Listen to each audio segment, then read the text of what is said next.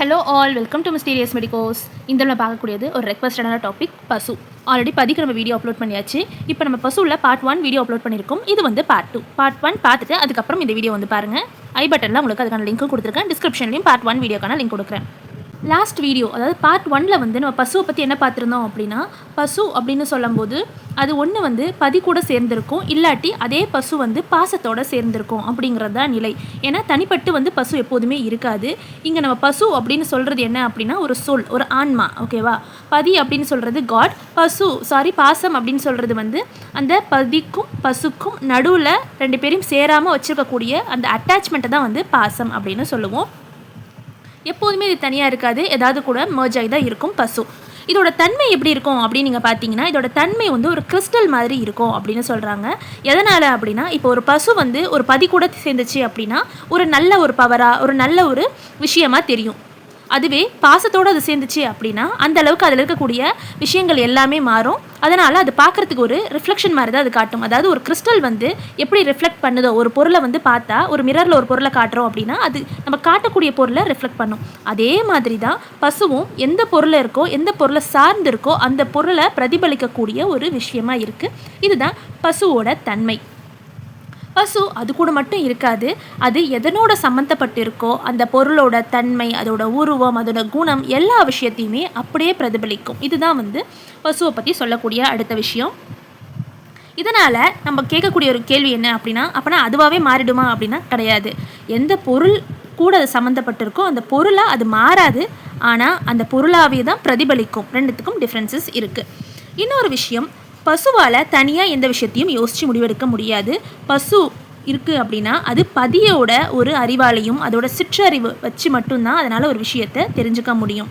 நம்ம பதினா என்னென்னு பார்த்தோம், பசுனா இப்போ பார்த்துட்ருக்கோம். அப்போ பாசம்னா என்ன அப்படின்னு கேட்டிங்கன்னா நம்ம நெக்ஸ்ட் வீடியோவில் பார்க்கலாம். இப்போ ஷார்ட்டாக நம்ம தெரிஞ்சுப்போம். பாசம் அந்த கருவினால் ஏற்கப்பட்ட உடல் இருக்குது. அந்த உடலில் என்ன இருக்குது அப்படின்னா வேறு ஒரு விஷயம் இருக்குது, வேறு ஒரு பெயரோ இல்லை வேறு ஒரு ஆக்டிவிட்டியோ இருக்கிற ஒரு விஷயத்தை தான் நம்ம உயிர் அப்படின்னு சொல்லுவோம். அது தனி ஒரு தன்மை இருக்கக்கூடிய ஒரு விஷயம்.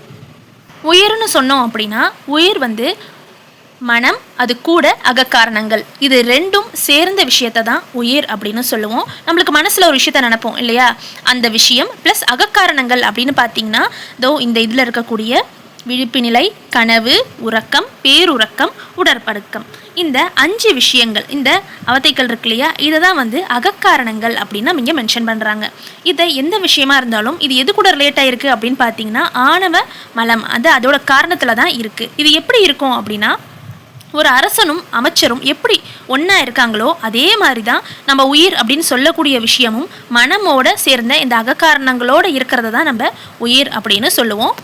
உயிரை இன்னும் நம்ம ஷார்ட்டாக பார்க்கணும் அப்படின்னா அதோட இயல்பு எப்படி இருக்கும் அப்படின்னா, மனம் இருக்கு இல்லையா, அது கூட சேர்ந்த அந்த 5 விஷயங்கள், அதனோட இருக்கக்கூடிய நம்ம உணர்ச்சிகள் எல்லா நிலையும் அடையிற நிலையை தான் வந்து உயிரோட இயல்பாக வந்து பார்க்குறோம்.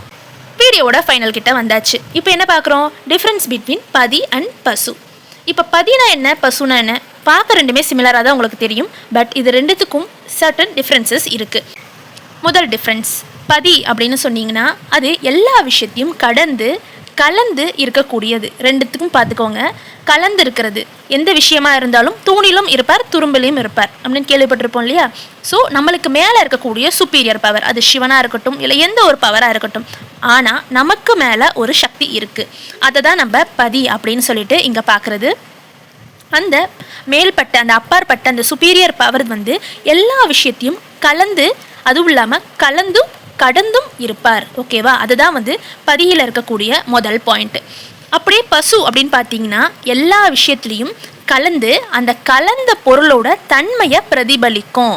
அந்த பொருளாக மாறாது, நல்லா புரிஞ்சுக்கோங்க. அந்த பொருளை வந்து பிரதிபலிக்கக்கூடிய தன்மை இருக்கிறது எது அப்படின்னா பசு. பாயிண்ட் நம்பர் 2, பதி வந்து ரொம்பவே பரிசுத்தமான ஒரு விஷயம், ஓகேங்களா.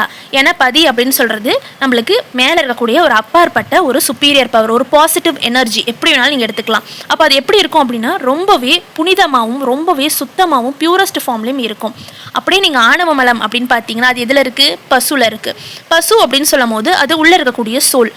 சோல் அப்படின்னா அது கண்டிப்பாக அதில் சின்ன சின்ன ஆசைகள் இருக்கும், அதில் இருக்கக்கூடிய சின்ன சின்ன விருப்பங்கள் எல்லாமே கலந்து தான் அந்த சோலோட இருக்கும். அதனால் அது ஆணவ மலத்தோட கலப்பில் தான் இருக்குது அப்படின்னு பசுவை பற்றி சொல்கிறோம்.